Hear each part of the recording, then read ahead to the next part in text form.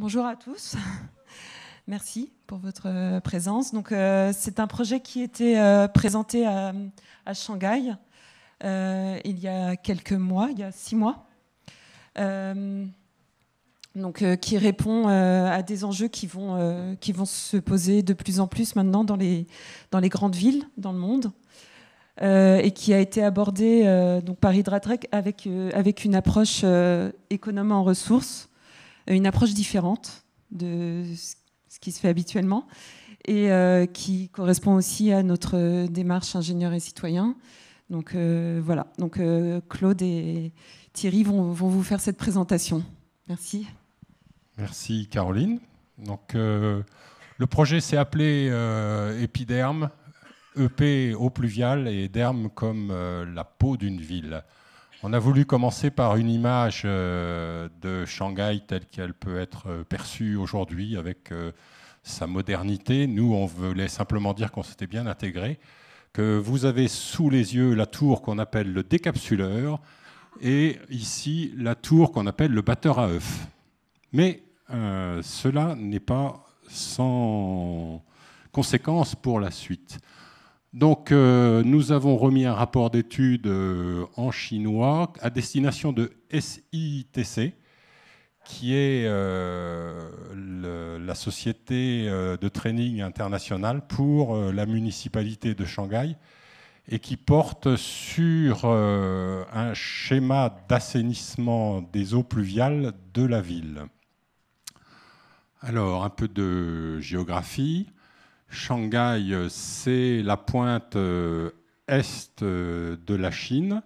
C'est un port qui donne via la rivière Huangpu, qu'on verra tout à l'heure, sur le Yangtze River, 40 000 m3 par seconde en crue, et la mer de Chine, Shanghai étant dans le petit polygone qui va revenir un petit peu, qui était notre périmètre d'étude.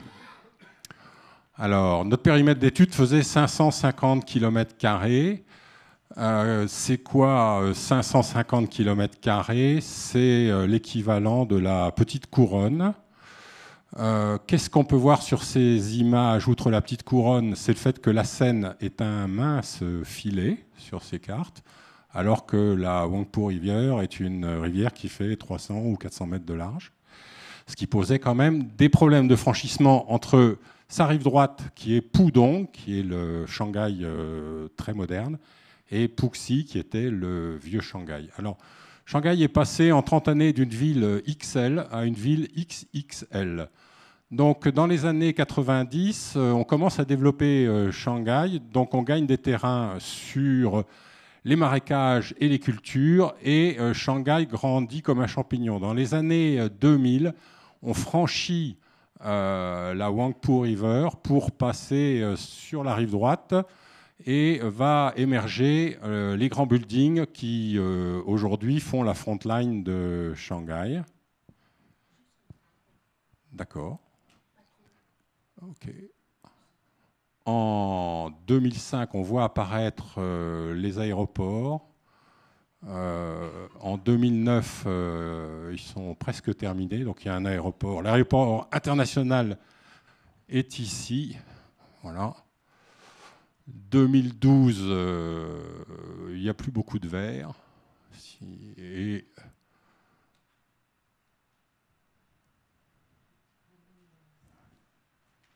2016, voilà, c'est allé un peu vite. On est passé comme ça de 6 millions d'habitants à 24 millions d'habitants en 30 ans. Shanghai a eu un premier schéma directeur d'urbanisme avant 2017 qui était consacré à 2 choses essentielles. Le logement, on a construit de quoi loger les 12 ou 13 millions de personnes dont j'ai parlé en plus, et les transports. À Shanghai, il y a un musée passionnant qui est le musée d'urbanisme où l'histoire est racontée. Et donc 2017-2035, le schéma directeur d'urbanisme qui a été approuvé, c'est rentrer dans la logique d'offrir aux citoyens une meilleure qualité de vie. Donc meilleure qualité de vie, ça renvoie à l'eau pluviale et au traitement des événements extrêmes qui sont les typhons. Il faut noter que le schéma de traitement des eaux usées a été mis en œuvre. Il y a 2 gigantesques stations d'épuration donnant sur la mer de Chine, qu'on est dans une logique de ville-éponge, de manière à faire comme chez nous les techniques alternatives, stocker les eaux pluviales, et que le schéma d'assainissement pluvial 2017-2035 proposé à la mairie de Shanghai n'a pas été approuvé. Alors il n'a pas été approuvé parce que la solution retenue, c'est 70 km de tunnels à grande profondeur de 10 mètres de diamètre. La grande profondeur, c'est 100 mètres. Donc ça représente environ entre 300 et 400 milliards d'euros. Et donc il a été jugé trop coûteux. Donc dans ces cas-là, on a compris que les Chinois n'hésitaient pas à lancer des concours d'idées. Et ils ont sélectionné 3 bureaux d'études pour apporter ces idées, associés à 3 bureaux d'études chinois. Donc il y avait le canadien Econ, ARUP pour les Anglais, et puis pour la France, c'était CETEC. Et l'idée générale, c'était d'apporter les idées utilisées dans nos pratiques pour répondre à la question de Shanghai. Alors, la question de Shanghai, on avait quand même tous la même question, qui était la première, intercepter et stocker les premières pluies. Donc ça, c'est ce dont on va vous parler aujourd'hui, j'y reviendrai après. La deuxième, c'était porter la protection de la ville contre les inondations pluviales à la période de retour 5 ans. Donc ça, pour les hydrauliciens, ça fait un peu rire, mais on verra ce que c'est que 5 ans à Shanghai. Et puis protéger des points stratégiques contre des orages, période de retour 30 ans, 100 ans, c'est des points bas routiers, c'est les hôpitaux, etc., qui, en période de typhon, sont très inondés. Donc si on peut revenir un petit cran, ouais, je sais, c'est un peu... Alors, intercepter, stocker les premiers 5 mm et 11 mm, ce qu'il faut rappeler, c'est que les premières gouttes de pluie lessivent et transportent finalement au réseau et au milieu naturel la pollution. C'est généralement admis. Donc, l'idée majeure de ce système, c'est intercepter les 5 premiers millimètres pour les réseaux séparatifs. Donc, je redis d'un mot ce que c'est que les réseaux séparatifs. Les réseaux séparatifs, c'est quand on a 2 réseaux, un réseau d'eau usée, et puis un réseau qui récupère les eaux de pluie. Et 11 mm en réseau unitaire. Le réseau unitaire, c'est celui où on met à la fois les eaux usées et les eaux de pluie. Donc Paris est un réseau unitaire. On a un seul tout à l'égout. Seules les nouvelles zones ont un réseau séparatif. Donc parlons un peu de notre association. Donc ECADI, tout à l'heure, je vous ai fait rire avec ma tour qui était batteur à œufs. Donc ECADI est le maître d'œuvre de la tour batteur à œufs de Shanghai. Donc c'est un équivalent CETEC, hein, avec des réalisations prestigieuses en Chine, hein, East China Architecture Department, et puis CETEC Hydratech. Donc assez vite, on a compris, on a compris nos partenaires chinois, voilà. Fleur Desdiguières, c'est la personne qui nous a aidés. On s'est retrouvés aller sur le terrain un samedi après-midi sous la neige. On a visité des stations de pompage. On a visité beaucoup de stations de pompage. On s'est promené dans Shanghai à la recherche d'endroits où on pouvait stocker les eaux pluviales. On a fait un petit peu de tourisme parce qu'il y a des choses extraordinaires à voir. Puis après, on se retrouve, premier meeting, dans une grande salle avec un jury composé de scientifiques et de politiques. En Chine, comité technique et comité de pilotage, c'est la même chose, et on a 1h30 pour présenter son sujet. C'est pas toujours facile. Et puis on a eu une dernière grand-messe où là, on s'est tous retrouvés à 30 km ou 40 km du centre de Shanghai, et puis avec un écran géant pour présenter notre sujet. Alors je vais déployer un petit peu le travail fait. Donc, en novembre, on reçoit une alerte mail ECADI pour faire un dossier de préqualification la semaine 46. On est qualifié la semaine 47 et on a la réunion de démarrage la semaine 49. Donc, on prend l'avion pour aller à Shanghai. Ensuite, on a une réunion intermédiaire en semaine 4 de janvier où on présente où on en est et on a un recadrage.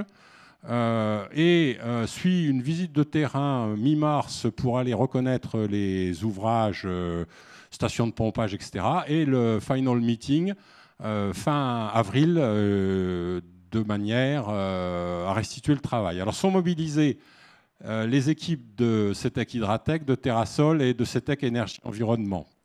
Donc outre Claude et moi, il y a Frédéric Prin qui travaille sur les ouvrages de stockage profond. Donc on va pas vous parler de ça, mais il y a eu un gros travail de fait de ce côté-là. Et puis Jérôme qui nous aide dans les concepts généraux de schéma directeur.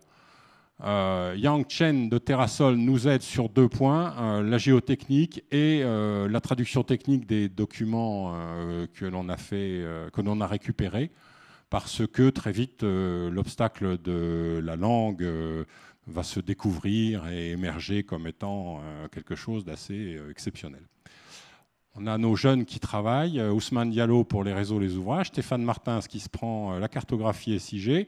Là-dessus, CETEC Énergie et Environnement avec Romain Carton nous aide parce qu'il y a un gros travail d'analyse spatiale qui sera présenté par Claude, parce qu'une des particularités, c'est qu'on revient pratiquement sans plan. Et puis, nos amis chinois. Alors, je n'ai pas mentionné Thaïs. Non, mais c'est pas grave. Avec la touche, je reviens en arrière. Donc Audrey Doniol et Benoît Balland font un petit peu de modélisation de Shanghai pour voir quelles sont les vitesses d'écoulement dans les canaux, s'il y a des possibilités d'accélérer les processus. Et puis Thaïs Costa d'Alceno fait un long travail sur les réductions de pollution apportées par les différentes solutions. Et puis l'équipe d'ECADI, Monsieur Tang, Madame Mi. Alors là, on peut passer puisque l'équipe d'ECADI est là en photo. Alors, cette photo-là, c'est pour dire que, comme en France, tout finit en Chine par des repas. Et puis, à droite, on a Patrick Feng, sans qui, enfin, c'est notre traducteur, sans qui tout ça n'aurait pas pu donner les résultats escomptés. Donc maintenant, je vais passer à la géographie générale de la Chine. Donc, le secteur de Shanghai, c'est une zone de confluence qui est soumise à la marée et aux crues. Alors la marée, c'est les fortes marées de la mer de Chine. Et puis les crues, c'est la Yangtze. Non, laisse Claude, ça je peux prendre ça. Yangtze rivière. Donc tout à l'heure, on a expliqué que le Huangpu était l'axe qui traversait les zones Puxi et Pudong. Et on est dans un secteur qui est constitué de basses terres alluvionnaires, traversé par des fossés qui servaient de récupération des eaux, toutes eaux, qui servaient à la navigation, qui servaient, enfin, c'était un port. D'ailleurs, ça se voit quand on regarde les photos ou les cartes historiques. Voilà à quoi ressemblait la confluence du Huangpu sur la mer de Chine. Donc un entrelac de fossés, de rivières, de grandes rivières. Hein. Le Huangpu, c'est 350 mètres de large, qui est soumis à la marée. Donc c'est une marée de 1, 2, 3, 4 mètres d'amplitude, avec des terrains qui sont autour de 3-4 mètres. Donc l'eau remonte. Quand on a les fortes marées, l'eau inonde. Et quand on a les très très fortes marées, l'eau inonde carrément tout Shanghai. Bon. Donc cette situation-là n'est plus acceptable aujourd'hui. C'est la même image. On a les grandes zones industrielles. Maintenant, Shanghai est en 20 ans devenu le premier port fluvial du monde. Ils ont demandé aux Hollandais comment il fallait faire, ils l'ont fait. Donc l'eau continue de monter pareil. On peut même dire qu'elle a tendance à monter un peu plus, on le verra après. Donc à Shanghai, on a mis en place un réseau de digues, de vannes, de murs, de manière à contenir l'inondation. Et donc quand on a les très fortes marées ou les crues du Yangtze-Kiang qui arrivent, eh ben, on a un réseau de murs qui protège la ville. Alors, le réseau de murs, c'est un peu comme les digues de la Loire. Hein. On voit qu'au fur et à mesure des décennies qui montent pour se protéger mieux et plus. Et puis après, on a un réseau de stations de pompage qui permettent de passer l'eau de l'autre côté. Et puis des portes à flot en tous les endroits. Donc c'est une zone typique des plaines deltaïques qui est de bas niveau, hein, comme je vous le disais tout à l'heure. On a quand même beaucoup de terrain aux alentours de 2,50 m, 3 mètres, 4 mètres. Altitude moyenne 4 mètres, c'est les hautes eaux de mer. Et puis, c'est une zone qui s'est construite par avancée de sédiments. Donc, on a 200 à 300 mètres de sédiments en cours de consolidation. Ça veut dire que la ville descend pendant que la mer monte. Les nombreux pompages qui ont été mis en place pour faire les constructions n'aident pas à améliorer cette technique de subsidence. Et je reviens encore à mon batteur à œufs. Donc, pour construire le batteur à œufs, on a mis des rangées de pieux gigantesques.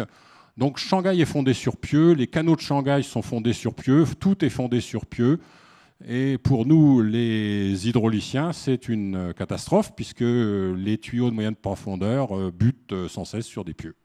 Donc, on a une forêt de pieux qui barre la route. Bon, si on veut parler de schéma d'assainissement des eaux pluviales, il faut parler de la pluie. Je ne vais pas rentrer dans les détails hyper techniques de la pluie. Ce qu'on peut dire, c'est qu'on a 2 saisons à Shanghai. Nous, on est allé dans la première saison, ça ressemble à la Bretagne. C'est doux, c'est humide, c'est brumeux, il fait pas froid, il fait pas chaud, quelques flocons de neige, etc. Ça dure 6 mois, de novembre à avril. Et puis, à partir de mai, on commence à avoir des pluies plus fortes. Donc, c'était des pluies journalières. On a vu 135 mm en une journée. Ce qu'il faut savoir, c'est quand il pleut 135 mm la journée, le lendemain, il peut en pleuvoir 80. Donc, c'est un peu... voilà. Les Chinois sont comme nous. Ils ont des belles courbes intensité, durée, fréquence. Ils ont des normes. Et donc, on peut, avec ça, faire de l'hydraulique, les pluies théoriques à Shanghai. Alors, je parlais tout à l'heure de la pluie de période de retour 5 ans. Donc, si on compare un peu les pluies théoriques à Shanghai avec la pluie théorique à Paris-Montsouris, la période de retour 100 ans en 3 heures, c'est 150 mm à Shanghai contre 80 mm à Paris. Et la pluie de période de retour 5 ans, c'est 90 mm contre 35 mm à Paris. Donc, 90 mm, c'est au-delà de nos normes centenales, quoi. Donc... bon. Alors maintenant, on va rentrer dans l'assainissement pluvial à Shanghai. Donc on l'a vu tout à l'heure, Shanghai, c'est un réseau de fossés, un réseau de rivières, etc., qui finalement quadrille l'espace. Alors ce réseau, finalement, on l'a fermé aux extrémités côté rivière ou côté mer. Et donc on a mis un système endigué pour se protéger contre les crues et la mer. Ce faisant, on a un système qui évite les inondations par remous, mais on ne vide pas quand même les canaux parce qu'on veut les garder pleins pour pouvoir faire de la navigation. Donc la protection par système d'endiguement, on prend le vocabulaire chez nous, c'est les murs anti-crues et les vannes de fermeture qui établissent 2 territoires, un territoire soumis à la marée et puis un territoire qui est finalement en dehors de la mer. On se retrouve avec le risque d'inondation pluviale sur les secteurs enfermés. La réponse, c'est le pompage. Donc, chaque carré de bassin versant, finalement, a sa station de pompage, avec 2 types de stations de pompage. Des stations de pompage qui passent directement par-dessus la digue, et celles-là font à la fois pompage pluvial et pompage anti-crue, et puis celles qui pompent dans les canaux, mais comme il ne faut pas que les canaux débordent, on est obligé de faire aussi une station de pompage en bout des canaux pour reprendre tout ce qui a été pompé pour le repomper en mer. Ce qui fait que finalement on a une espèce de motif répétitif avec 245 bassins versants. Donc quand on regardait tout à l'heure Paris et la petite couronne, ça pouvait faire peur en assainissement, mais finalement on a un motif qui se répète avec ces stations de pompage, alors des stations de pompage en réseau unitaire, des stations de pompage en réseau séparatif. Par contre, ce qui est remarquable, c'est qu'on a 2650 mètres cubes par seconde de relevage à Shanghai. Donc, c'est assez colossal. Hein. C'est des stations de pompage, chacune fait 10-12 mètres cubes par seconde à 8-10 mètres. Ça ressemble un peu aux stations de pompage du Val-de-Marne, sur lequel on a travaillé. Voilà. Donc, dans l'idée de la période de retour 5 ans, je vous montre des images de stations de pompage, il y en a partout, hein, 245 ça fait beaucoup. Donc nos amis chinois avaient une logique, c'est rajouter 1600 mètres cubes par seconde de pompage. Voilà. Bon. Et donc, avec Claude, on n'était quand même pas enthousiaste à cette idée de pomper plus. Donc, on y reviendra tout à l'heure. Bon. Le principal problème par rapport à mieux vivre, c'est que quand vous pompez les eaux usées dans les canaux récupèrent les premiers flux. Et donc, ces premiers flux, quand on a fait nos petits tests hydrauliques, on s'est aperçu que ça ne coulait pas. Et donc, finalement, on accumule la pollution. Alors, ça ressemble à la Bretagne l'hiver, mais ça ne ressemble pas du tout à la Bretagne l'été. Et donc, dans meilleure qualité, mieux vivre, finalement, les Chinois qui habitent à Shanghai sont entourés de canaux où l'eau est, voilà, au pire, sent pas très bonne. Donc, c'est un trou, c'est quand même un trou dans la raquette par rapport au schéma directeur d'urbanisme. Simplement pour vous montrer ce très joli symbole qui signifie pompe.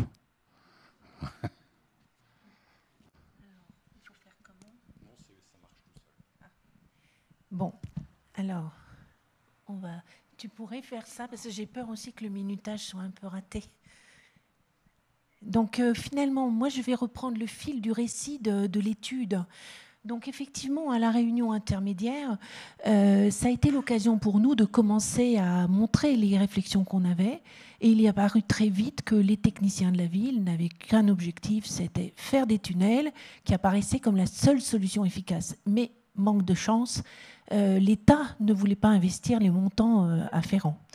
Donc du coup, on avait des réactions un peu amusées parce que les petits Français qui allaient nous faire de la ville éponge, qui allaient nous faire des petits bassins à droite à gauche, on allait voir ce qu'on allait voir et comment ils allaient se résoudre le problème de ces pluies phénoménales qu'on a. Donc du coup, on s'est dit, on va faire nos ingénieurs, on va chiffrer, montrer l'efficacité des différentes solutions. Et c'est comme ça qu'on est parti sur une analyse multicritère. Donc, les objets qu'on a examinés, c'est donc le fameux épiderme, donc gestion de l'eau de pluie dans la tranche superficielle de la ville, les bassins enterrés, qui sont à mi-profondeur, mais qui sont quand même des objets profonds, puisque c'est 25 mètres, et puis le tunnel profond, donc, qui lui est à 70 mètres. Donc voilà, tunnel profond, ils en avaient prévu 70 km, avec des diamètres qui allaient, selon les endroits, de 7 mètres à 10 mètres de diamètre, et donc 70 mètres, un diamètre en dessous des dernières fondations les plus profondes. Épiderme, donc c'est une solution qui est très souple, puisque en fait, cet encombrement de la ville, nous avons compris qu'il fallait faire des objets légers, et il fallait faire des objets qui aient une certaine souplesse pour les mettre dans les interstices de la ville, partout où on pouvait faire des choses. Et donc ça, c'est parfait. Le bassin enterré, donc ça, c'est une autre réflexion sur l'encombrement de la ville, parce que les Chinois la voyaient comme très encombrée, mais finalement, il y avait quand même beaucoup d'espace libre, notamment sous les canaux. Donc les murs des canaux sont fondés, mais par contre, sous le canal, il n'y a rien. Donc c'était une première solution. Et puis après, assez tardivement, plutôt vers le mois de février-mars, on a compris aussi qu'il y avait des opportunités dans les stations de traitement d'eau usée qui avaient été laissées tomber au profit de très grosses unités sur la mer, et donc les reconvertir. On ne va pas vous parler de ça, mais par contre, on vous montre finalement l'analyse multicritère qu'on en a fait. Disponibilité du foncier. Donc le tunnel, ça apparaît comme la panacée par rapport au foncier, c'est en bas. Mais seulement, il faut faire des puits de chute, il faut faire des ouvrages annexes, il faut faire toutes sortes de choses. Et simplement pour descendre les tunneliers, il faut de la place. Donc c'est pas si bien que ça, les terrassements. Alors la collecte derrière, il faut créer des collecteurs interceptants. Donc ça veut dire aussi un gros problème foncier. Et puis bien sûr, C'est un ouvrage complexe par sa profondeur. Et en plus, finalement, une fois qu'il est dimensionné, il est dimensionné, point. On ne va pas revenir dessus. Donc, aucune souplesse d'évolution du système en cas de changement climatique et zéro multifonctionnalité. Donc épiderme, bien sûr, ben là, lui, il a tout bon, sauf, on a dit finalement, il y a deux problèmes, c'est la disponibilité du foncier. Bon, en Chine, c'est un peu relatif, parce que est-ce que l'État chinois n'est pas en mesure d'aller mettre ce qu'il veut dans les parcelles privées, dans les zones d'habitat, et puis qu'il y a beaucoup d'objets. Mais simplement, ce sont des objets rustiques. Et là, il y a de nombreux services annexes rendus à la biodiversité, au recyclage, à toutes sortes de choses qu'on vous montrera au fur et à mesure. Et enfin, les bassins enterrés, c'est quelque chose de moyen terme qui présente un avantage majeur, lui, c'est qu'il se branche directement sur le réseau existant, avec très peu d'adaptation. La note technique, finalement, on voit qu'on n'a pas forcé le trait sur la note technique, hein, donc on est dans une échelon de 10 à 15. Et bien sûr, épiderme apparaît comme étant la note la plus basse. Par contre, pour la note du coût énergétique, note de coût de construction, donc on a fait des chiffrages au mètre cube linéaire, mètre cube utile, linéaire, etc. Et donc effectivement, la note coût de construction apparaît comme étant très favorable à épiderme, puisque ce sont des tout petits objets, il n'y a pas grand-chose comme génie civil. Donc l'analyse du coût énergétique, elle vient du fait que au cours de la crue pluviale, on va être obligé de pomper à un moment donné. Donc effectivement, épiderme qui joue principalement sur le gravitaire, puisqu'on récupère des eaux en surface qui proviennent des toitures principalement, apparaît comme étant très peu cher, et le tunnel, bien sûr, est à 10. Donc, du coup, la note des coûts énergétiques et de mise en œuvre est favorable à nouveau et largement à épiderme, du coup. Et puis, la note finale lisse un petit peu tout ça. Cependant, l'écart avec le bassin enterré, c'est 6 fois et le tunnel, c'est 13 fois plus cher. 13 points d'écart, pardon. Oui. Oui, pardon. Alors, du coup, ça nous a amené, suite à cette réunion, on vous présente le concept 1, qui est de dire, finalement, bien sûr, on sera obligé de faire des tunnels, bien sûr, on sera obligé de faire des bassins enterrés. Seulement, quel est le gain que peut apporter la ville dite éponge ou la gestion épiderme ? Donc, il faut trouver où mettre les objets, parce qu'il y avait beaucoup d'incrédulité de la part des Chinois qui pouvaient être comprises parce que, finalement, eux, la ville éponge, c'est juste du stock. Ils font un parterre, l'eau s'infiltre. Ils font une voie cyclable, l'eau s'infiltre. C'est tout. Il n'y a aucune gestion là-dedans. Et infiltrer à Shanghai, c'est quasi impossible la plupart du temps, parce que c'est des vases et des siltes. Enfin, c'est... Voilà. Donc là, vous avez quelques vues. Ça, c'est le centre-ville. Donc on a vu au début des rues extrêmement larges. Là, c'est des rues du centre-ville plus classique de l'hypercentre, on peut dire, le centre ancien. Voilà, ça, c'est typiquement comment ils gèrent les espaces verts. Donc, ils ont besoin de les mettre en superstructure. Parce que, comme le sol est engorgé d'eau, les plantes, elles ne peuvent pas vivre, donc ils sont obligés de reconstituer un sol correct au-dessus. Ici, c'est dans la zone un peu plus moderne, c'est quand même dans l'hypercentre, mais au bas des tours, on peut avoir pas mal d'espace. Et donc, effectivement, des espèces de jardinières.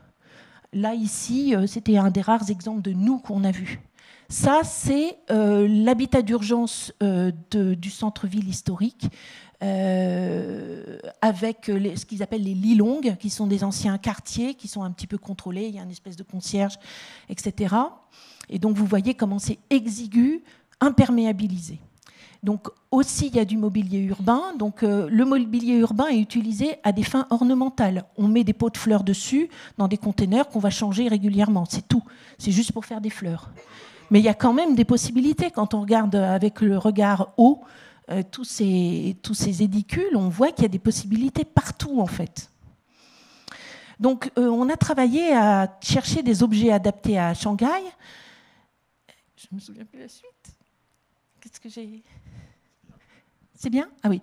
Donc, en fait, ce qu'on a fait, c'est qu'on a fait une série d'exemples pour montrer aux Chinois que c'était possible de regarder la ville avec un regard je stocke, je retiens, je gère l'eau, comme ça.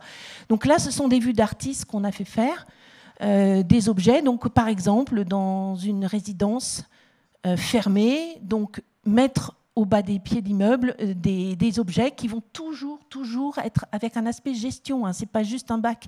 Donc il y a toujours un déversoir, il y a toujours une vidange possible et éventuellement un réservoir qui peut servir à prendre l'eau pour en faire ce qu'on en veut. Donc là, c'est un petit peu inspiré par ce que j'avais lu sur les gens de Rotterdam qui expliquent que l'eau, la pluie, c'est quelque chose, une vraie chance. Et que finalement ils sont le peuple de la pluie, le peuple de l'eau, et que ça peut être ludique, ça peut être beau, et on peut faire des fontaines, on peut faire des choses qui ne s'animent que quand il pleut. Ça, ce sont des réservoirs. Donc là, l'idée, c'est de montrer que malgré l'exiguïté de l'espace, on peut très bien faire des tas de réservoirs comme ça. On a vu qu'assez récemment, il y a eu une inauguration à Paris, dans le 10e, d'un ouvrage qui ressemble tout à fait à ça. Plus beau, mais... Ça reste un dessin d'ingénieur, ce que j'ai fait. Donc voilà, donc encore, comme quoi on peut regarder, bon ça c'est beaucoup plus classique, hein, faire un réservoir sous un parking. Voilà, donc à chaque fois on a chiffré, si vous voulez, le volume des objets. Les abris vélos, parce qu'il y en a quelques-uns et puis il y a beaucoup de vélos qui sont accumulés un peu partout. Pourquoi pas mettre le réservoir soit en haut, soit en bas. On peut faire ce qu'on veut, hein, finalement. Mais c'est l'occasion d'avoir un réservoir qui lui aussi est branché sur le réseau. On estime qu'on peut mettre un retard avec ce type d'objet entre le moment où l'eau va revenir dans le réseau d'environ 20 minutes. Donc ce n'est pas anecdotique. C'est-à-dire qu'on peut passer le premier flux, en fait, le premier flux très pollué. Donc là aussi, encore des jardinières. Vous voyez sur le côté, c'est typique de Shanghai. Donc effectivement, toutes les zones enherbées, tous les jardins sont mis en superstructure. Là, il y a des autoroutes, il y a 2 cercles avec des autoroutes sur pilotis. Et parfois, pas toujours, hein, mais l'espace est libre en dessous. Et à ce moment-là, pourquoi ne pas transformer ça en gros réservoir ? Là, on a un gain énorme. Voilà.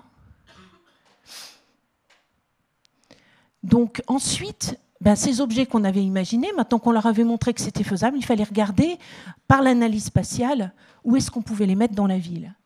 Donc on a fait un gros travail de SIG, donc avec Stéphane Martin, et Romain Carton, lui, nous a fait un vrai travail d'évaluation de ce qu'on pouvait équiper dans la ville.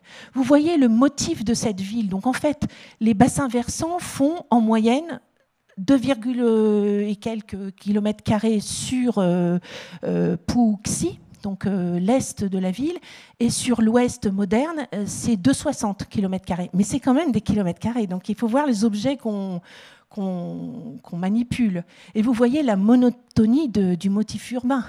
Hein, quand on pense que c'est 2 kilomètres carrés. Donc c'est vraiment énorme. Donc effectivement, on a travaillé sur des objets, on a restreint les choses en disant on va faire que ce qui est évident. Donc l'idée c'était les quartiers résidentiels, les routes, les activités. Donc on a fait, ça c'est Romain qui a fait cette analyse, l'emprise totale qu'on pouvait équiper. Ça nous a servi à faire des volumes et vraiment argumenter, si vous voulez, en étant assez sévère, c'est-à-dire en disant finalement on va avoir 70% seulement des longueurs de façade qu'on pourra équiper. Enfin voilà, donc on a essayé de vraiment être sévère dans l'évaluation, hein, pour proposer quelque chose de minimal. Les activités, donc on a des grandes surfaces de toiture, des centres commerciaux, des malls, des choses comme ça. Donc effectivement, là, il y a un truc énorme à faire, de récupérer des eaux pluviales vraiment de façon très efficace. Et pour les routes, on s'est contenté de prendre les routes les plus larges. On s'est dit finalement, cette obsession qu'ils ont de ne pas encombrer l'espace public, on va juste traiter les grandes. Voilà. Et donc ensuite, c'est le calcul. Je te laisse. Donc après, on a calculé les volumes stockables par sous-bassin versant. Donc c'est du travail d'ingénieur, il y en avait que 245. Donc le principe, c'était effectivement de distinguer sur les vues aériennes les endroits où on ne pouvait pas mettre épiderme parce que c'est du bâti dense, les endroits où on avait de la densité moyenne et où on pouvait appliquer nos ratios, et puis les endroits où on avait de la densité un peu plus forte, mais où on pouvait aussi appliquer nos ratios.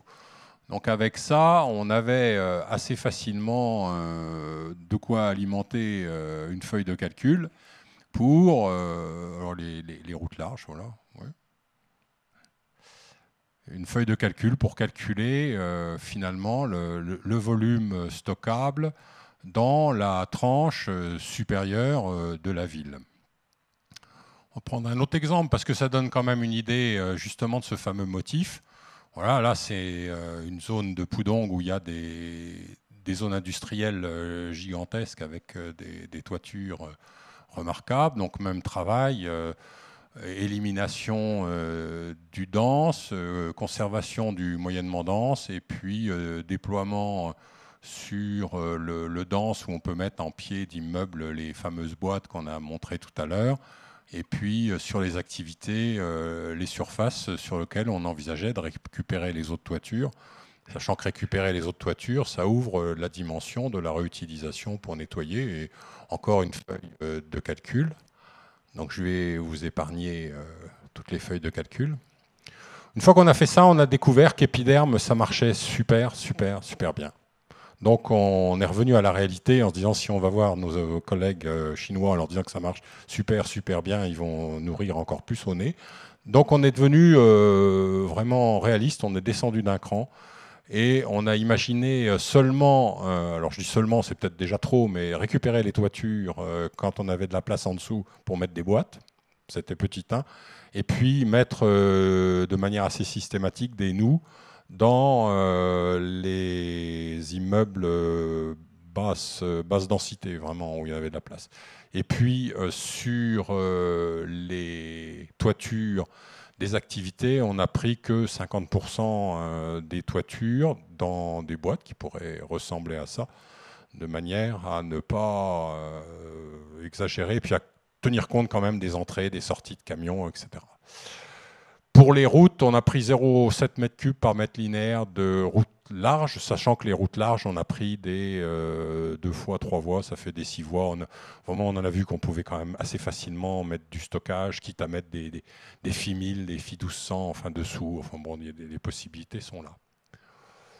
Donc on a fait ce travail-là. Bon, au point où on en est, on peut peut-être résumer parce qu'on va très vite. Hein. Notre mission dans cette partie-là, c'était trouver des volumes de rétention du premier flux des eaux pluviales. On a fait des reconnaissances de terrain et on a compris les spécificités de la municipalité. Ça, c'est les jours où à la CETEC, on nous paye pour aller nous promener dans Shanghai. Hein, je dis ça comme ça. Bon, c'est le week-end, c'est vrai, mais bon. On a défini la typologie des objets épidermes. On a calculé les potentialités. Voilà. Et puis, au sein de ces potentialités, qui sont assez importantes, on a raisonnablement mis les volumes stockables. Et puis après, on a calculé les gains apportés par épiderme au schéma directeur d'assainissement des eaux pluviales. Alors, la conclusion, elle est relativement rapide. Épiderme, avec ces règles-là, on ne met pas d'épiderme dans le centre-ville de Puxi unitaire. On avait trouvé quand même des endroits où en mettre. Dans Puxi en séparatif, qui est plutôt la partie extérieure à l'ouest, on a trouvé de quoi satisfaire de 5 à 20% des besoins, les bassins enterrés assurant la suite, donc il n'y avait plus besoin de tunnels profonds.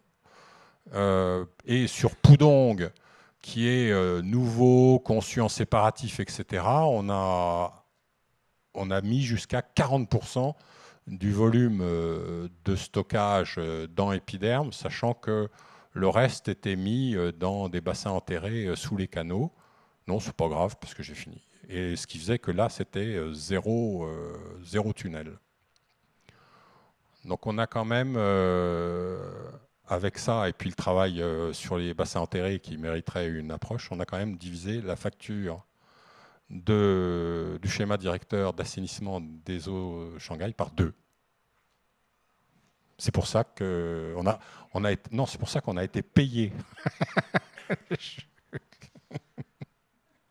Voilà, et on vous remercie. On a fait plutôt un peu vite pour avoir des questions et interagir. Merci.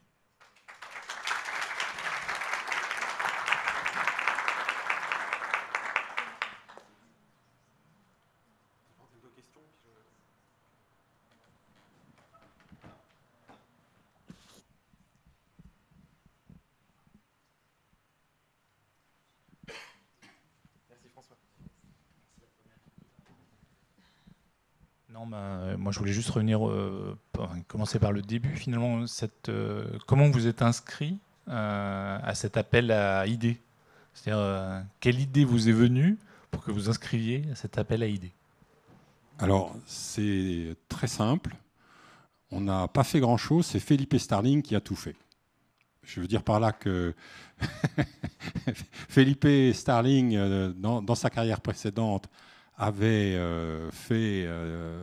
avait donné énormément de satisfaction pour l'aéroport de Pudong, Shanghai.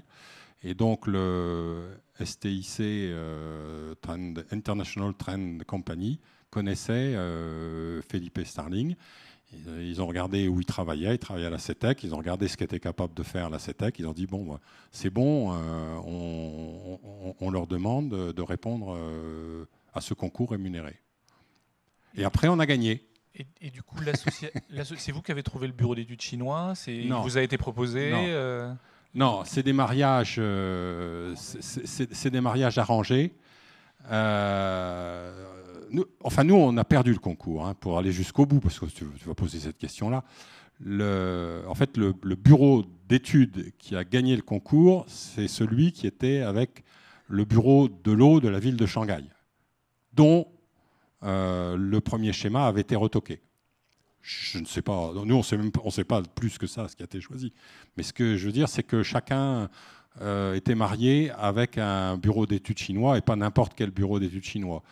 Les gagnants, donc les Anglais étaient avec le bureau de l'eau de la municipalité, et nous on était avec ECADI qui est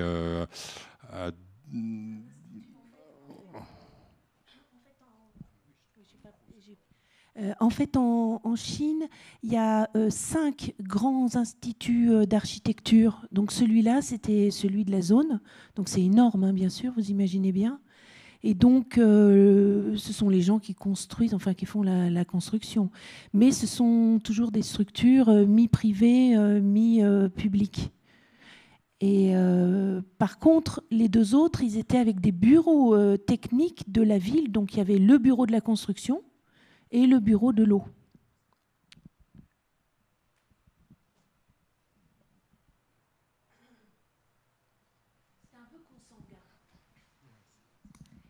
Est-ce que vous avez une idée des solutions techniques qui étaient proposées par les gagnants?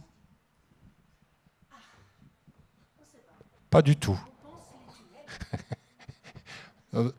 C'est plus subtil que ça, si je peux. Parce que à l'issue du meeting de recadrage, on nous a dit bon, vous, c'était lamentable la présentation. Ça commençait comme ça. Alors c'était lamentable parce que l'équipe anglaise était constituée de Chinois de Hong Kong et l'équipe canadienne était constituée de Chinois de Hong Kong. Et nous, on était les Français de Paris. Donc notre première présentation devait durer 1h30, elle a duré 2h30 parce qu'ils n'avaient pas prévu de traduction simultanée. Et après, on est sorti, on a dit bon, comme ça.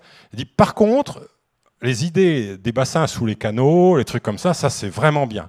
Donc techniquement, nous, on nous a pas dit de changer notre fusil d'épaule. On a dit continuez comme ça, c'est vraiment bien. Donc voilà. Donc c'était pas bien, mais c'était vraiment bien. Et puis on a reçu un mail 10 jours après qui disait tout le monde a dit qu'il fallait mettre des bassins sous les canaux. Donc, parce qu'en fait, c'était un concours, mais les résultats étaient échangés. Voilà. Donc nous, on ne sait pas trop ce qui a été pris chez nous, pas pris chez nous, mais c'était la règle du jeu. Voilà. Après, pour savoir, il faudrait retourner vers Ecadi, mais on n'est pas persuadé que les gens d'Ecadi avec qui on a travaillé aient forcément accès à cette information-là. Enfin, voilà.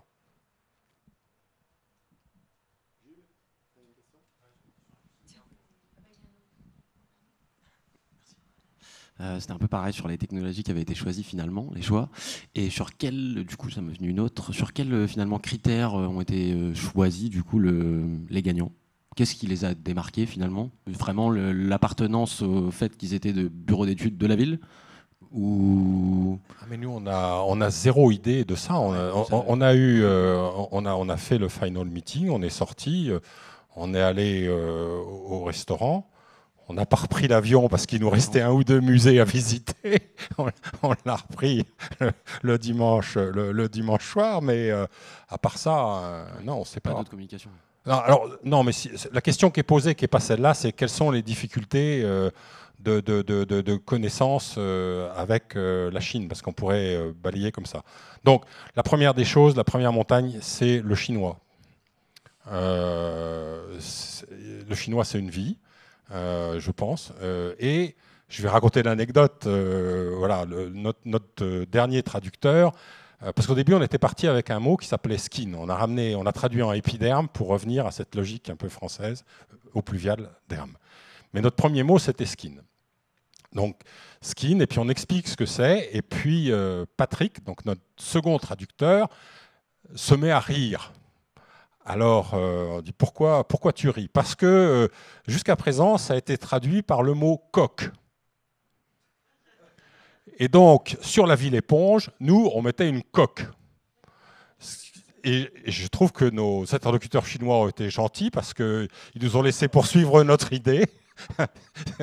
Donc, on rend la ville plus perméable en mettant dessus une coque. Et donc, on s'est rendu compte en fait que ces problèmes de traduction, ça veut dire qu'il fallait qu'on ait quelqu'un qui traduise le français en chinois, qu'on se comprenne, et puis quelqu'un qui éventuellement nous retraduise le chinois en français pour passer à qu'est-ce qui a été dit. Donc ça c'est la difficulté du langage. Les compréhensions générales, les données entrantes. Les données entrantes, on n'a pas de plan. Et quand on en a, ils sont anamorphosés pour pas qu'on puisse vraiment s'en servir. Par contre, nos amis chinois nous ont emmenés partout. Donc on n'a pas droit aux documents papier, mais alors visiter, voilà. Et quand on était dans la station de pompage le premier jour, on leur aurait demandé d'ouvrir les armoires électriques. On était sans casque, ils l'auraient fait, on serait allé se promener. Donc ça vraiment oui, mais je veux dire d'une gentillesse permanente. Enfin, j'en ai été accueilli comme des princes. À 11h30, ils venaient nous chercher à la cantine parce qu'à 11h30, il y a encore des yaourts. Bon, voilà. Donc on était dans des choses comme ça. Bon, après, la compréhension de ce qui se passe au-delà de notre étage, qui était le 6e d'Ecadi, non, on n'a pas accès. Et il y a quand même des blocages. Hein. Internet, on ne l'a pas, il faut passer par le VPN. Alors oui, moi, ils m'ont dit, tu n'as qu'à aller sur le site du ministère de l'Environnement, il y a les statistiques de pluie. J'ai essayé de télécharger 3 fois, j'ai fait une petite fausse manœuvre, et après, c'était impossible. Et en chinois, il y avait un message que j'ai traduit avec Google. Merci Google. C'était « Nous suspectons que vous êtes malveillant. Et à partir de maintenant, vous n'avez plus accès aux données. » Donc voilà. Donc en fait, il y a beaucoup de choses. En fait, c'était quand même assez stressant et angoissant parce que moi, personnellement, j'avais très peur de perdre la face dans le sens que j'allais enfoncer des portes ouvertes, que j'allais leur dire des trucs qu'ils faisaient. Finalement, après coup, on a été un peu rassurés, mais ils font beaucoup de choses. En fait, ils font énormément de choses. Simplement, ils ont une vision qui n'est pas moderne. Ils ont une vision qui est, comment dirais-je, ils sont encore sur la lancée de ce qu'on est en train d'essayer de rectifier. Eux, ils sont un pas en arrière, vraiment. Claude, je propose d'apporter un autre éclairage, enfin une idée qu'on imagine pour laquelle on a perdu, enfin, qui expliquerait la raison pour laquelle on a perdu. C'est que l'approche qui a été là, que vous avez vue, c'est un très bel exercice d'ingénieur, où vous avez vu pendant l'analyse multicritère, on a essayé d'objectiver le fait que l'épiderme, c'était objectivement ce qu'il y avait de mieux. Techniquement, économiquement, philosophiquement, parce que ça rendait des services à la ville en plus, etc. Bon, d'accord. Pour autant, peut-être que nos clients, peut-être que Shanghai a vu dans cette solution des handicaps que nous, on n'a pas bien appréhendés. Et je pense aux handicaps de la gouvernance. Parce qu'en fait, le problème des eaux pluviales dans la ville, à Shanghai, mais c'est la même chose à Paris, c'est la même chose partout, je pense, c'est que la compétence des eaux pluviales est une compétence qui arrive après les autres. Elle arrive en retard. C'est-à-dire que les villes se sont organisées pour gérer l'eau potable, sont organisées pour gérer l'assainissement, sont organisées pour gérer l'urbanisme. D'ailleurs, quand on regarde l'organisation de ces villes, elles ont des directions qui sont bien calées sur ces services publics, des services opérationnels qui sont bien organisés.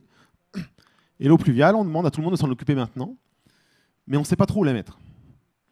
C'est une compétence qui est à cheval avec l'assainissement, vous l'avez bien compris, puisqu'il y a des problématiques d'unitaire. C'est une compétence qui est à cheval avec l'urbanisme, parce qu'il faut essayer, au moment où on construit, de prévoir des choses intelligentes, de donner des règles. C'est à cheval avec les espaces verts, parce que les espaces verts, ce sont des interstices particulièrement intéressants pour faire des choses en pluvial, avec en plus un service rendu à la nature. Ce sont des sujets qui sont maintenant à cheval avec les compétences dont on entend parler, de la biodiversité, la GEMAPI, etc. Mais qui dit à cheval, dit que c'est à cheval en termes de pouvoir aussi. C'est-à-dire que chez nos clients, les budgets, la décision politique, personne là, ou alors elle est plutôt disséminée dans plusieurs directions. Et vous avez compris en écoutant Claude et Thierry que rien que l'eau, il y avait des problèmes de gouvernance au sein de la politique de l'eau, puisque vous compreniez bien de manière indirecte que les sous-services ne s'échangeaient pas les données, qu'ils ne les échangeaient pas avec la prestataire. Donc imaginez ce que ça peut donner entre l'urbanisme et l'eau, entre l'eau et l'assainissement, etc. Donc ces solutions qui sont des solutions d'avenir, que nous, on est persuadés que ce sont des solutions d'avenir, ce sont des solutions qui ont l'inconvénient d'être transverses en termes de politique publique. Et ça, ce n'est pas facile à mettre en œuvre en termes de partage du pouvoir et des budgets dans une agglomération.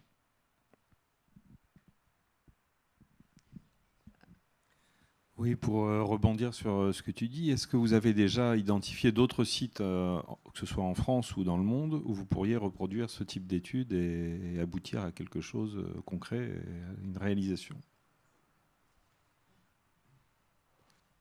On en cherche tous les jours. On se dit que... ce qu'on peut apprendre de Shanghai, c'est les choix low-tech, high-tech. Moi, je crois que c'est les débats de demain. Nous, en France, on a difficilement les moyens pour faire des tunnels qui vont transporter 10 millions de personnes par jour et rendre la vie plus facile à des millions de personnes, quoi. Donc, mettre de l'eau dedans, franchement, on est un cran. Voilà. Et les Chinois qui sont super optimistes, qui ont gagné beaucoup d'argent avec Shanghai, parce qu'il faudrait rentrer dans la question immobilière. C'est-à-dire que quand ils ont pris leur jardin, là, puis qu'ils ont construit des tours de 8 étages, ils ont récupéré du foncier. Ils ont même tellement récupéré de foncier qu'ils ont obligé un petit peu la part de l'eau, on va dire ça comme ça. Ça renvoie à cette question d'allocation de la ressource. Bon, donc, et en même temps, c'est compliqué. Donc les endroits où Epiderme a de l'avantage, c'est des endroits où il y a des problèmes d'eau pluviale, de qualité, et où il n'y a pas beaucoup de sous. Donc après, on fait la liste en France, voilà. Et puis après, on ne va pas aller dire aux gens bonjour, vous n'avez pas beaucoup de sous, etc. Mais on a quand même quelques idées. Cela dit, il y a quand même... aujourd'hui, la question pour les maîtres d'ouvrage, elle est au cœur de... Mais je n'ai pas de problème, parce que les techniques alternatives, je les ai mis en place dans tous mes règlements. Mais les règlements de quoi? Les règlements de construction. Mais qu'est-ce qu'on fait avec le passif? Et c'était le problème qu'avaient les Chinois avec Villepomche, parce que s'ils nous ont fait travailler sur notre petit morceau qui n'est qu'un bout de Shanghai, qui est le cœur de Shanghai, c'est parce qu'on était sur l'existant. Donc comment on revient? Moi je suis très content qu'à Paris, on mette en place un magnifique stockage en inox ou qu'on fasse 3 nœuds à l'hôpital machin. Là. Mais comment on va passer un cran au-dessus? Et là, il y a un réel blocage, mais on a le même problème avec les inondations, avec ça. Enfin, à Hydratec, on a l'habitude du passif. Quoi. Thierry, pour répondre à la question, est-ce qu'en France, il y a des opportunités qui se dégagent? Là, très concrètement, il va falloir suivre ça dans les prochains mois, parce que la loi va faire évoluer les choses. Et au 1er janvier 2020, la loi rend obligatoire à toutes les agglomérations, toutes les communautés d'agglomération françaises, l'obligation d'assurer la compétence de gérer le service public des eaux pluviales urbaines. Donc c'est un service public qui va se structurer et dans les mois qui viennent, dans les années qui viennent, beaucoup de schémas directeurs d'eau pluviale vont sortir, des appels d'offres vont sortir un peu partout en France. Et ces schémas directeurs seront par nécessité des schémas directeurs qui mettront autour de la table toutes ces politiques publiques là, dont je parlais tout à l'heure. Et CETEC, Hydratec en particulier, a vraiment une place à prendre là, sur ce sujet.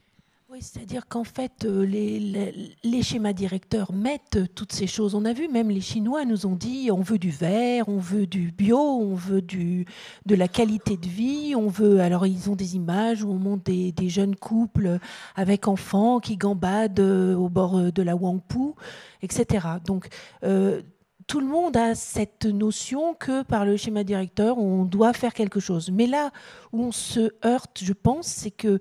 et c'est là que nous, on apporte quelque chose, c'est que justement, c'est aussi la même chose qui nous est arrivé sur la restauration des rivières, où nous, il y avait des bureaux d'études qui proposent de la végétalisation, etc., font pas de calcul, ils ont trois formules analytiques, ils font leur truc, etc., ils font pas d'hydraulique. Et nous, c'est la même chose.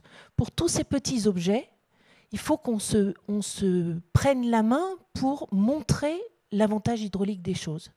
Donc, il y a des expériences en Allemagne, etc., où ils instrumentent des toitures végétalisées, etc., où ils mettent du temps de retard, du volume, combien ça intercepte de pluie sur l'année, etc.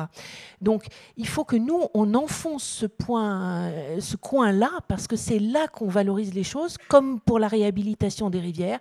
On met de l'hydraulique là-dedans, on met de l'hydrogéologie, on met ce qu'il faut de quantification, à la fois pour rassurer et en même temps pour arriver à passer le cap du volume relatif du retard qu'on peut introduire, etc. Donc passer vraiment à la gestion de l'eau de pluie. Et ça suppose... Alors, moi, ce que je vois aussi comme obstacle, mais c'est pour ça que ça m'intéressait beaucoup de vous présenter tout ça, mais parce qu'on a à la CETEC des gens qui sont comme ça, je pense qu'il y a beaucoup de choses à faire sur les nouveaux modes d'action, en s'appuyant sur la population, la démocratie participative et tout ça, qui, pour moi, qui suis une ingénieure du siècle dernier, sont toujours extrêmement compliqués à manœuvrer, quoi. On est plutôt dans la pédagogie que dans la participation. Et donc, du coup, je pense qu'au sein de la CETEC, on a suffisamment de gens, notamment auprès des gens qui manipulent le master plan urbain et toutes ces choses-là, pour arriver à trouver le moyen de faire une offre où finalement, on permette aux techniciens qui sont dans les villes de passer ce cap de comment je fais. L'objet est petit, il faut que j'en mette un par immeuble parisien. Comment je fais? Comment je fais pour intervenir sur la cour de l'immeuble du Transistère ou de la Tour d'Auvergne? D'autres questions? On a une question ici de la part d'une personne qui est connectée en visio. Alors, dans le cadre de cette réflexion, est-ce qu'il y a eu une réflexion sur la diminution de l'impact de la pluie sur le tissu urbain, en présentant aussi des techniques vertes qui permettent de réduire le transfert? C'est la question. Le transfert des précipitations vers le ruissellement. Oui, ben en fait, c'est ça qu'on a fait. On a cherché la ville éponge, telle qu'elle est présentée. Donc, c'était un concept, si j'ai bien compris, qui est né soit en Australie, soit en Nouvelle-Zélande, et qui ont des rapports assez serrés, finalement, comme la communauté pacifique, quoi. Donc, ça reste une ville qui ne fait que stocker. Donc, stocker dans la ville chinoise, c'est compliqué parce qu'on a 70 à 90% d'humidité selon les périodes de l'année. Donc moi, personnellement, ça me posait la question de savoir comment je peux intercepter de la pluie dans un milieu qui est saturé, mais ras la gueule. Excusez-moi pour l'expression. Donc en fait, le sol est saturé, l'air est saturé, et puis là-dedans, on a des plantes... qui subissent, enfin je ne pense pas que c'est les tropiques parce que finalement c'est subtropical, mais finalement on a des hivers froids. Nous on a eu froid et on a des étés très chauds. Eh ben, je veux dire, à mon avis, le bénéfice par rapport est pas si important que ça. Donc c'est pour ça que stocker dans le sol, faire de la porosité dans des chaussées, etc., ça rime à rien de plus, puisqu'il faut quand même, in fine, trouver le moyen d'évacuer. Donc nous, on ne renonce pas à l'évacuation parce que c'est plat. Alors, Thierry m'a expliqué que je me trompais complètement. C'est pas un polder puisque le polder c'est gagné sur la terre, sur la mer, mais là ils n'ont pas apparemment pas remblayé. Bon, mais malgré tout, si vous voulez, on n'a pas de pente. C'est un cloaque, quoi. Ça ne bouge pas. Donc nous, on renonce pas à évacuer. Et les ouvrages qu'on cherche dans la ville, la gestion diffuse de l'eau pluviale, est quand même une gestion dynamique, avec des déversoirs, on introduit un retard. Donc on a un petit peu fait des petites simulations, et puis avec le benchmarking, on a vu qu'on introduisait, on pouvait introduire avec des systèmes comme ça qui sont petits, malgré tout, 10, 20, 30 minutes de retard entre le moment où la pluie tombe, et ça suffit pour faire passer le premier flot pollué. Puis après, ça surverse et ça se débrouille vers la sortie. Si j'ajoute une chose, c'est... On a mis les boîtes qu'on nous demandait de mettre, mais on pouvait mettre des boîtes plus grandes. À la sortie des boîtes, on pouvait mettre des puces, des trucs. Enfin, les Chinois, ils adorent ça. Le téléphone, il sert à tout, donc on pourrait... Voilà. Et la recherche, c'est comment on consomme l'eau qu'on a stockée. Nettoyage, réutilisation, etc. Les possibilités nous ont semblé larges sans qu'on aille au-delà de ça. Mais les plantes, il va falloir trouver des plantes un peu consommatrices d'eau. Pour l'instant, elles sont suffisamment d'eau, on va dire. C'est ça que tu veux dire. Sabine. Oui, merci beaucoup. C'était tout à fait passionnant. Enfin, je sais ce qui s'est passé à Shanghai. Et alors, j'avais une question sur la ville éponge, mais je crois que ça y est, maintenant j'ai compris. En fait, si je comprends bien cette affaire de ville éponge, Shanghai, c'est déjà une éponge, elle est déjà pleine d'eau, donc et basta. Voilà, ok. Bien merci. Dit. Et l'autre question, mais tu as commencé à y répondre. Justement, je me demandais si vous aviez réfléchi à des usages potentiels pour cette eau que vous stockez, dans la mesure où je suppose que la demande d'eau de Shanghai est énorme, donc constitue une grosse pression sur la ressource, blablabla. Et est-ce qu'il y a un potentiel ou pas? Et ma dernière question, c'est peut-être complètement débile, mais il y a un îlot de chaleur à Shanghai ou il n'y en a pas? Alors, pour répondre à la dernière question, nous, ce qui est triste dans le planning, là, c'est que je pense que l'étude aurait pu durer 4 mois de plus pour qu'on y aille au moment où on tombait dans la saison d'été, quoi. Voir un peu ce qui se passait. Parce que franchement, on y allait, quand je dis la Bretagne, c'était à peu près ça, quoi. C'était sympa, il faisait bon, etc. Donc ça, on ne sait pas. Mais je pense que ça rigole moins quand il tombe 135 mm en une journée. Voilà. La deuxième chose, c'est... on n'est pas rentré dans les industries, donc il y a quand même un fort potentiel de ségrégation des eaux industrielles. Je pense que stopper les eaux, séparer les eaux de toiture des eaux qui ruissellent dans les cours des industries, ça permettrait quand même de mettre d'un côté l'eau un peu sale et puis l'eau très sale. Donc ça laisse de la place pour les autres. Et bon, on n'est pas trop allé là-bas, mais quand on dit la Chine est industrieuse, c'est pharaonique. Et si on rajoute une chose, Shanghai va rester industrieuse de manière pharaonique. Parce que Shanghai, c'est un petit gouvernement. Et s'ils sortent les industries de Shanghai, s'ils les mettent à 100 km de Shanghai, elles ne seront plus dans le gouvernement de Shanghai. Donc, à mon avis, les ZAC, enfin les zones industrielles qu'on a vues qui sont pharaoniques, sont là pour durer. Après, sur la consommation d'eau, alors contrairement à ce qu'on dit, les rues sont très propres, les gens passent leur temps à nettoyer les rues. En fait, il y a beaucoup de personnel, quoi. Je ne rentrerai pas sur est-ce qu'ils sont payés, pas payés, j'en sais rien. Mais je veux dire, cette eau stockée, on a l'impression qu'on peut la consommer en l'usant. Parce que, voilà.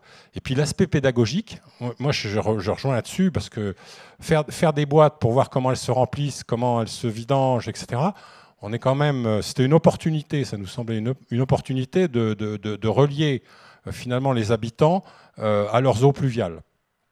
À Lille, avec Pascal Cribier dans la rénovation de l'île Fives, on a mis en place une cuve gigantesque avec un hublot.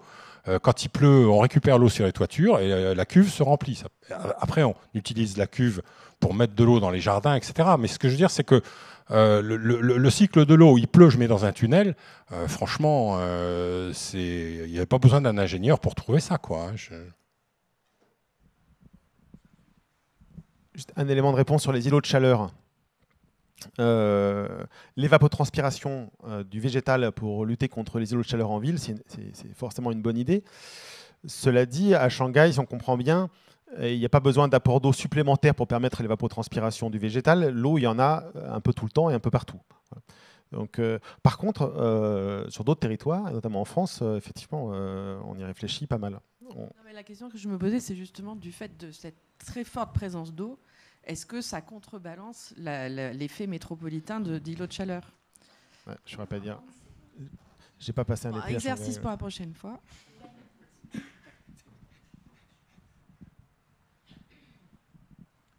André-Marie Dogo, CETEC Bâtiment. À propos des îlots de chaleur, il y a quelques publications qui existent sur le taux de mortalité lié aux vagues de chaleur à Shanghai. Donc la présence de l'eau n'empêche pas le phénomène d'îlots de chaleur. Oui, même c'est inconfortable. C'est ce que j'avais vu qu'avec le taux d'humidité qu'on a. Mais il y a pas mal de publications dans la littérature qui permettent justement de le documenter. Et les chercheurs chinois, ils profitent à la fois des publications en anglais, mais beaucoup de publications en chinois auxquelles on n'a pas accès aussi et qui travaillent énormément. Je voulais dire aussi sur l'histoire de stocker l'eau dans la ville. On avait quand même un sujet qui était à évoquer, c'est que les canaux donc ne sont vidés que quand les niveaux marins sont suffisants pour que les canaux soient vidés. Donc ça fait que c'est pas anodin non plus de transférer toute l'eau par le tunnel vers le front de mer. Ça veut dire qu'on a des problèmes de débit dans les canaux et de temps de séjour. Et les canaux sont des cloaques. Donc jusqu'à longtemps, il y avait des matelas de détritus à la surface de tous les canaux, puisqu'on pouvait les traverser à pied. Et donc ça, ils ont éliminé. La chinoise, visiblement, quand ils se prennent un problème, ils le résolvent. Mais par contre, la qualité, ça restait assez problématique. Parce que nous, on est arrivés, il faisait quoi? Il faisait 10 degrés. Ça puait, enfin, ça sent les eaux grises, hein. Ça sent pas les eaux usées, ça sent les eaux grises. Parce qu'il y a nombre de mauvais branchements. Enfin, l'eau est couleur d'eau de lessive, hein. Donc, il y a un vrai problème de qualité. Donc, on ne pouvait pas simplement faire de la rétention. Il fallait impérativement faire aussi du transit, mais du transit retardé. Bonjour, Alexandre Nézet, mairie de Paris. Donc, j'étais en charge du zonage pluvial jusqu'à récemment.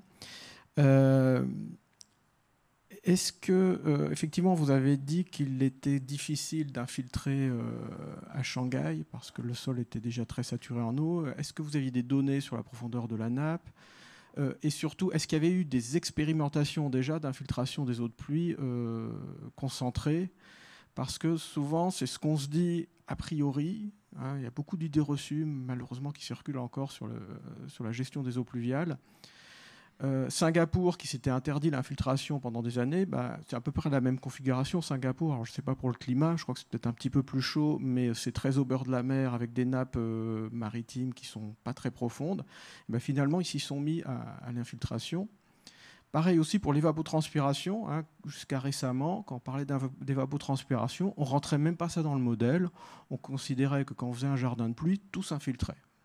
Or, on a fait des expérimentations à Paris, il y a aussi d'autres expérimentations qui ont été faites, notamment aux États-Unis, qui montrent que l'évapotranspiration dans un jardin de pluie n'est pas négligeable, mais surtout elle devient prépondérante par rapport à l'infiltration. Et ça, personne ne s'y attendait. Donc, est-ce que, effectivement, le fait qu'on ne puisse pas infiltrer à Shanghai, ça a été corroboré par des études, par des expérimentations sur site, et est-ce qu'on a mesuré là-bas la capacité réelle d'évapotranspiration des plantes? Merci. Alors, effectivement, on n'est pas resté assez longtemps pour comprendre cette histoire d'évapotranspiration, parce que moi aussi, je suis d'accord avec vous. Je pense que dans un schéma comme celui-là, où la nappe est en général à moins 50 cm sous le sol, et où les terrains sont décrits comme silt, argile, vase même, l'infiltration est vraiment pas possible. Il y a des édifices aquifères en dessous qui sont très profonds, mais qui sont effectivement en pleine dépression, puisqu'ils sont pompés, puisqu'il y a eu des pompages d'eau potable, des pompages industriels en grande quantité. La nappe s'est complètement effondrée. Donc effectivement, si on voulait infiltrer par des puits d'infiltration, il faudrait descendre très bas. Donc là, on n'a pas de capacité d'infiltration gravitaire simple. Et l'évapotranspiration, pour moi, ça reste le gros mystère. J'ai essayé de comprendre, mais franchement, et ça m'intéresse beaucoup ce que vous me dites, parce qu'effectivement, moi, c'est le sentiment que j'ai, si vous voulez. Bon, après, je suis une vieille parisienne et je suis une géologue. Donc, j'ai appris la géologie de Paris en premier. Donc, effectivement, moi, ça me laisse toujours un peu perplexe, les souhaits d'infiltration. Parce que je pense que de toute façon, il y a beaucoup d'endroits où la nappe est très réactive dans Paris. L'idée qu'on a que quand on a imperméabilisé, on a complètement fichu en l'air le cycle naturel de l'eau, c'est pas si vrai que ça. Et les nappes remontent partout, et même sur les collines. Moi, j'habite au pied de la colline Montmartre, et on est obligé de mettre des vides caves en ce moment. Hein, en gros, depuis 1999, les fortes périodes pluvieuses, on s'est rendu compte qu'il y avait une perméabilité quand même. Et donc déjà, l'infiltration, je ne suis pas très favorable.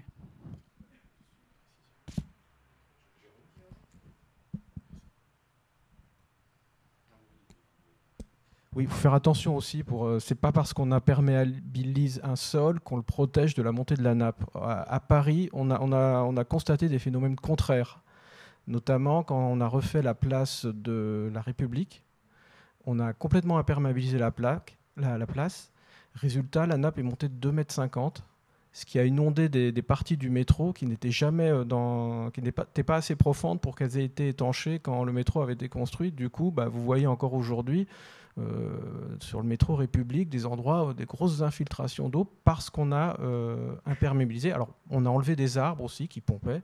Alors, il faut savoir qu'effectivement, les nappes hautes, ça peut être un problème pour l'infiltration, mais peut-être pas forcément pour la gestion des eaux de pluie. Alors, il faut écarter tout ce qui est puits d'infiltration. Hein. On sait aujourd'hui que ça ne marche pas. Hein. Ça se colmate tellement vite que ça demande un entretien qui est exorbitant. En revanche, pour tout ce qui est infiltration dans du végétal, on s'aperçoit que même dans les argiles les plus imperméables, une fois que les plantes sont à maturité, les coefficients la perméabilité du sol devient très forte.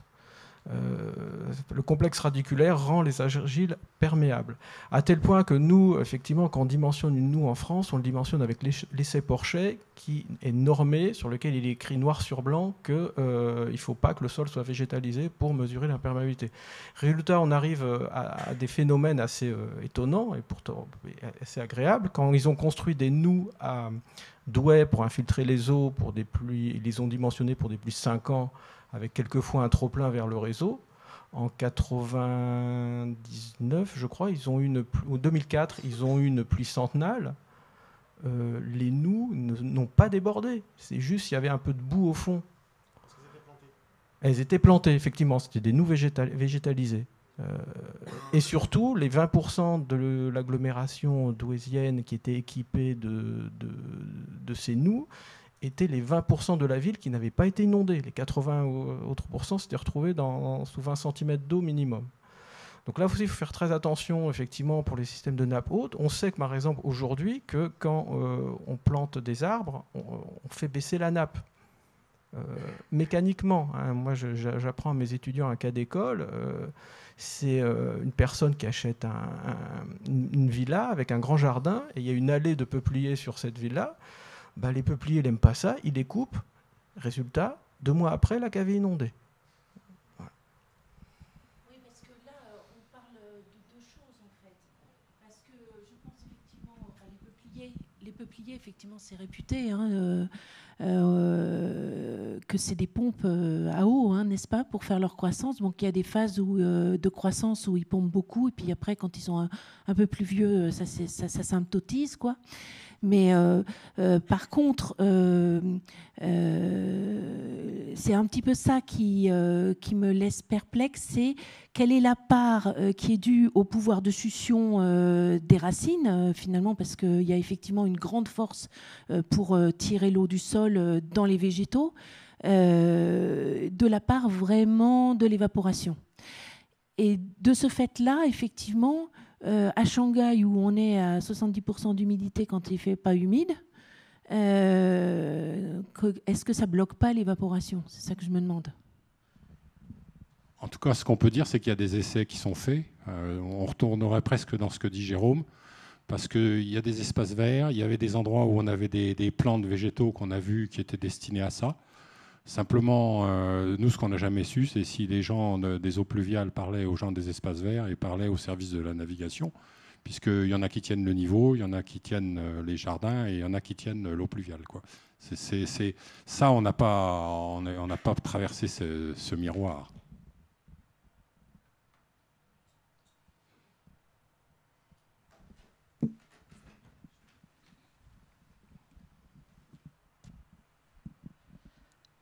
Est-ce que on a pas mal parlé de vulnérabilité liée aux eaux de pluie. Est-ce que vous pouvez nous dire quelques mots sur la vulnérabilité de Shanghai par rapport au risque de subsidence et de remontée marine? Est-ce que finalement Shanghai n'est pas plus vulnérable et finalement le risque n'est pas plus important par rapport à ces problématiques-là?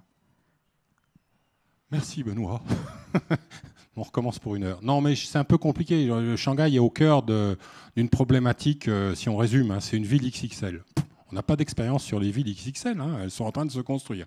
Donc ce qui se passe à Shanghai, on peut dire, eux, ils réfléchissent au problème d'eau pluviale, 24 millions d'habitants. Bon, deuxièmement, ils ont une pratique, hein, c'est-à-dire que les rues sont inondées quand il y a plus de 70 cm d'eau dedans. Le reste, il y a des marches, il y a tout ça. Bon, c'est étudié pour. Parallèlement, la mer monte, donc eux, ils montent les murs. Comme ils montent les murs, ils montent les pompes.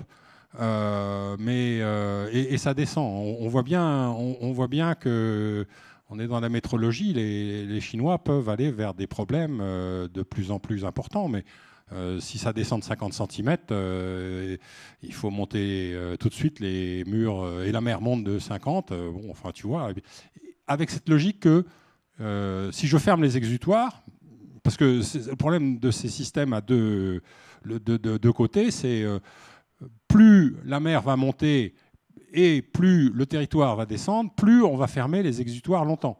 Donc quand on ferme les exutoires longtemps, finalement, on est obligé de stocker plus ou de pomper plus.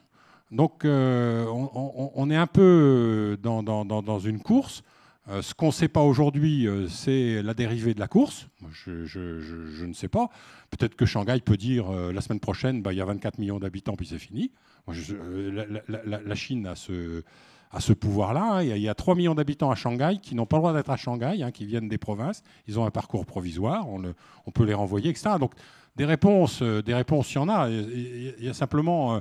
Moi, je reviens à ce 3600 mètres cubes par seconde parce que je suis malgré tout persuadé que pour l'instant, les Chinois sont encore très productivistes. et que si notre solution a fait rire quand même la moitié du jury, hein, bon, sourire parce qu'ils sont très aimables, etc. Mais je pense qu'il y avait quand même une des possibilités de la réponse, c'était finalement les Français vont nous démontrer que notre première solution est la bonne. Et donc je passe de 2600 à 3600 mètres cubes par seconde à 10 mètres, ça fait je ne sais plus quoi, 36. Enfin, il faut une demi-centrale nucléaire pendant 2 jours pour pomper à Shanghai, quoi. Mais je ne sais pas si ça arrête les Chinois, moi je n'en sais rien.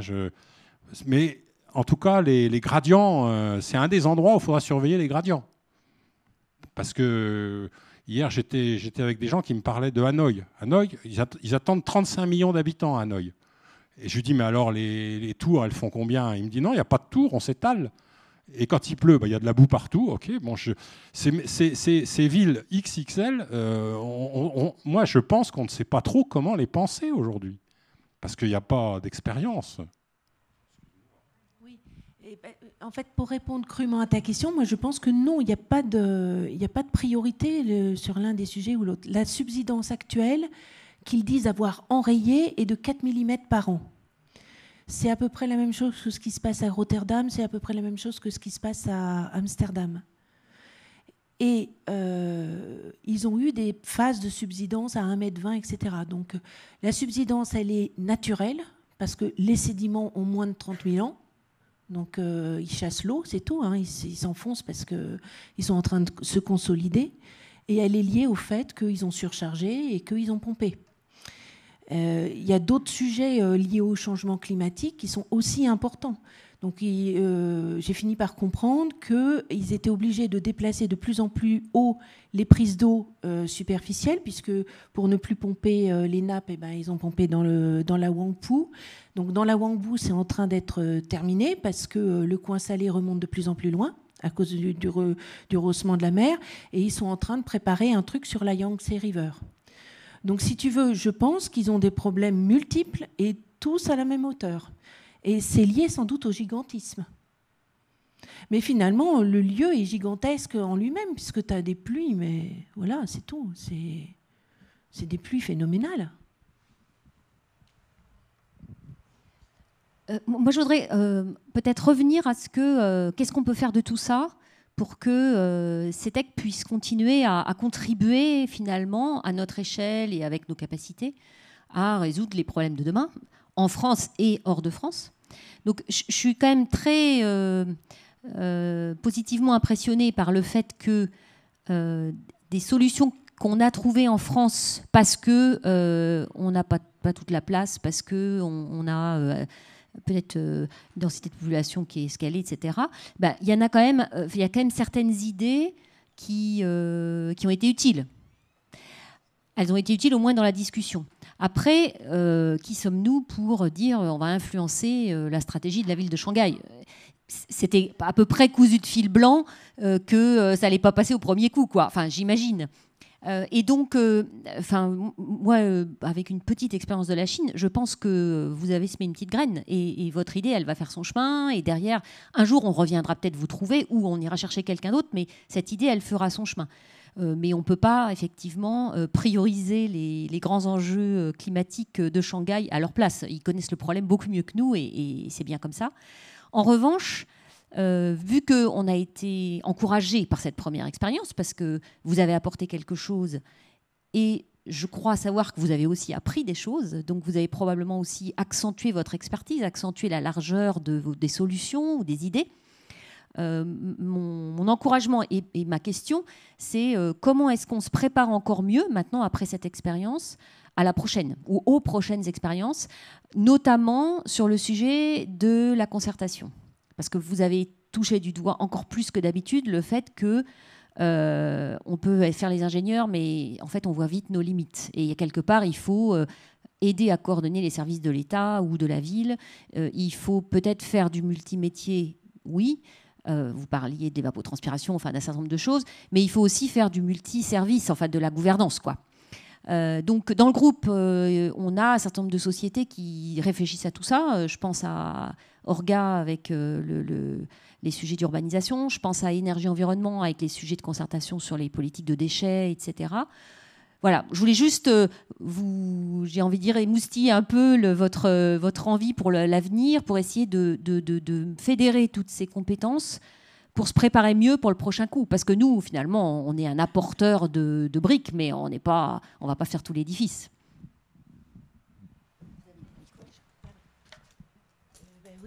Oui, effectivement, Anne-Marie, c'est effectivement ce qu'on veut faire. Donc là, on a monté l'atelier risque et résilience va commencer à se concrétiser. On a les noms des gens et je vais travailler à ça. Voilà. Donc effectivement, moi, ce qui m'intéresse beaucoup dans l'apport, enfin moi, ce que je me vois un petit peu comme rôle en tant que Hydratec, c'est de montrer à nos collègues qui font du schéma directeur, du master plan, qui font de la concertation, leur donner les éléments qui vont leur servir à appuyer une concertation efficace. Voilà. Donc moi, effectivement, j'attends beaucoup, mais c'est l'habitude qu'on a sur ces... Bon, là, c'était une étude où on était tout seul, mais on avait fait Marielle, donc à Cuba, où finalement, on s'est bien rendu compte qu'il y avait un problème de force de conviction. Donc, on apportait des chiffres, on montrait l'efficacité des choses, et en face de nous, on avait des gens qui ne savaient pas par quel bout prendre ça. Parce que trop petit, trop... c'est pareil, Cuba, c'est rigolo parce que bon, c'est petit devant les États-Unis, mais par exemple, les États-Unis ou la Russie ont laissé des routes énormes qui servent à rien, où il y a des carrioles, mais bon, donc il y a un certain gigantisme, un certain, comment dirais-je, une certaine façon d'aborder, peut-être dans ces pays post-communistes, l'ingénierie, il faut montrer les muscles, il faut faire du béton, il faut faire du gros, il faut faire du solide. Et que finalement, quand nous, on vient leur donner des choses plus modernes qui se pratiquent plutôt dans le monde occidental, c'est pas sérieux, quoi.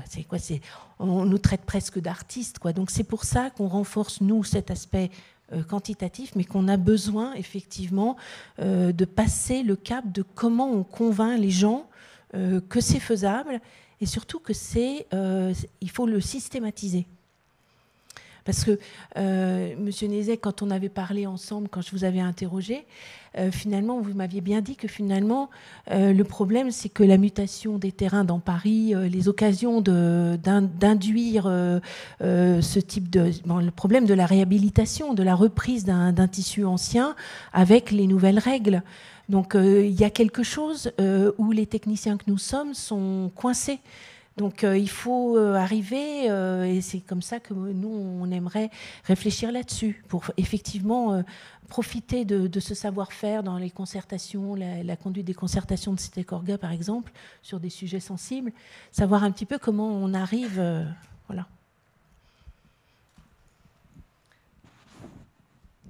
Moi, j'ajouterais que en fait, c'est un mouvement de va-et-vient. Maintenant, il faudrait qu'on puisse appliquer notre méthodologie en France à une ville... où c'est un sujet, quoi. Voilà.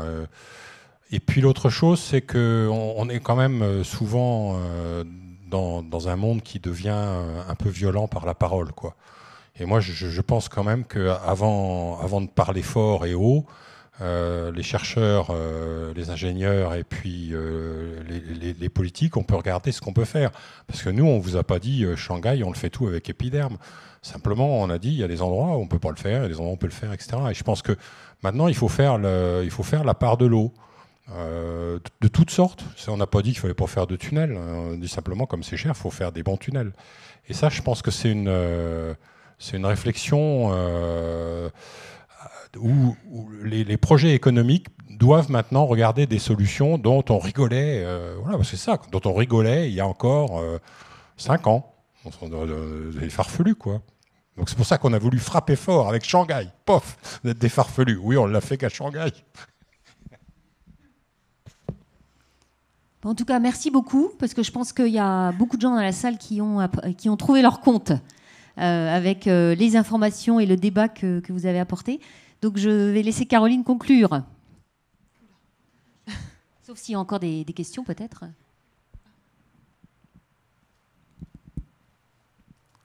Merci beaucoup à tous. Il n'y a plus de questions. Je pense que tout a été dit. En fait, On est vraiment dans une approche différente, plus sur mesure, plus économe. Voilà, je pense que tout a été dit. Il y a encore beaucoup à dire, certainement. Voilà, merci beaucoup.